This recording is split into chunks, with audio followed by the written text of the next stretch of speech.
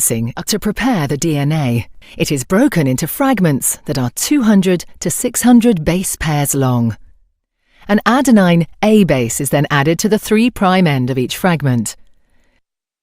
Short sequences of DNA called adapters are then attached to the end of each fragment. The double strands of DNA are then separated into single strands.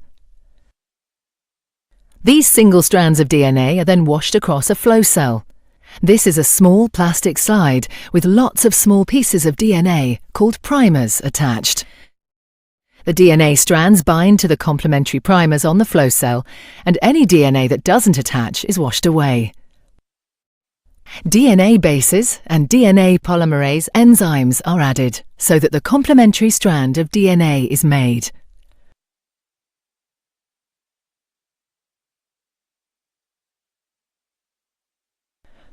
The attached DNA fragments are then used as templates to make lots of copies by a process called bridge amplification.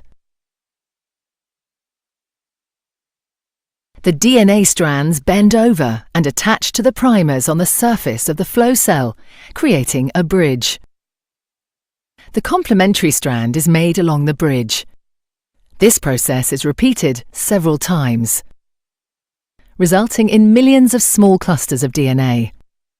The DNA is denatured, leaving clusters of single-stranded DNA.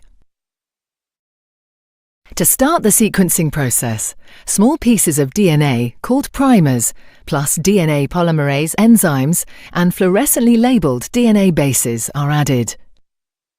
The primers are attached to the DNA being sequenced.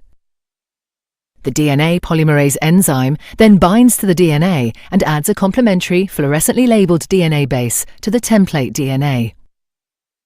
These fluorescent bases are reversible terminator bases, which means that once they are added, no other bases can be added afterwards. Each of the terminator bases give off a different colour. Coloured lasers pass over the flow cell, causing the fluorescently labelled bases to glow. This fluorescent glow is then detected by a digital camera. Once this colour has been recorded, the fluorescent terminator tag is removed from the base, allowing a new fluorescently labelled terminator base to be added. This process is repeated over and over until about 120 DNA bases have been sequenced. This type of sequencing is called massively parallel sequencing because millions of clusters are sequenced and imaged simultaneously. The DNA sequence of each